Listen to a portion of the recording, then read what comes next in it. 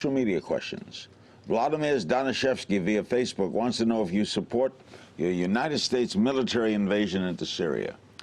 Don't know. Don't have all the information. I'm very concerned about Syria. And there's a part of me, the humanitarian part of me just tugs at me because I know what happens in these camps. I've been in refugee camps. On the other hand, I don't know, I'm not the one who's going to be going and risking my life. So if it were such an easy question, I would be President of the United States. Think the public would support it? I would doubt it. I don't think so. I don't think so. Think Biden will run if Hillary runs? Doubtful. I'm not even convinced Hillary's going to run. You came to her defense last December when she suffered her concussion. I believed it. Hillary's never shied away. Why do people not believe it? I know. I think there are people that just like to hate her, and it's like it's like I believed her. Hillary's, whether you agree with Hillary Clinton or not, she's never shied away from one fight. And I know people. I've been around this town long enough. People were telling me she's hurt, but so I believed her. And when people are sick, you know what? People usually don't lie about. I don't think they would lie about that one. Robert Brown wants to know if you believe Joran van der Sloot is guilty in some way in the death of Natalie Holloway. Yes. Oh yeah.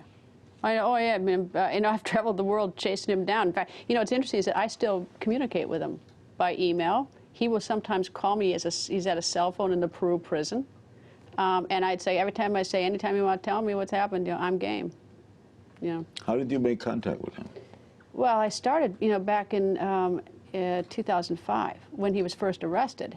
I was at his house with his mother and father and Beth 2 days later, and his mother was sobbing. I mean, this is terribly, Beth, the father, the mother, me, and the father was perspiring like crazy. It was so weird. It's like they kept bringing him a towel. I've never seen anyone perspire like that. It was just the four of us. But so I got to make contacts with the family, and over time, I can't remember how, but I interviewed him in March after that summer, and I've interviewed him a number of times. I spent a weekend in Thailand with him when he gave me another wild story, and when he was in, so I've just emails and everything else, I guess. I mean, you know what, I'll tell you, it's a story I'm not giving up on, because it's like, I really do want to finish it for the family, like what did happen? And, there are a lot of possibilities there. I did criminal defense for so long, and he had a 90-minute window to do the perfect murder. It's weird. Why did that story take off? Contagious. It's like Jodi Arias, only it was more contagious. Probably a slow summer on news. People were interested in it.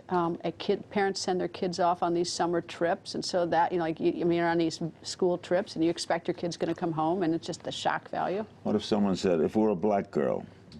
Look, there was a girl who died the same day, or who was badly injured the same day as John Benet Ramsey. Her name was Girl X in Chicago. She had, I think, Drano poured down her throat, a little girl in the project, and it's still to this day, I think, that story should have had equal value. But I wish those stories did. There's no shortage of stories about people who should have stories about them.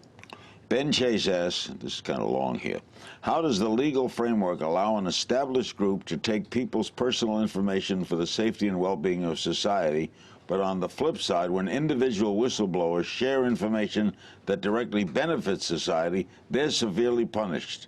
How is it okay for some and not for all? Well, because the government gets to make the rules, That's why the government says this is a crime. They don't write crimes about themselves. They write crimes about what they don't like. He who makes the rules owns the show. Right? That's exactly right.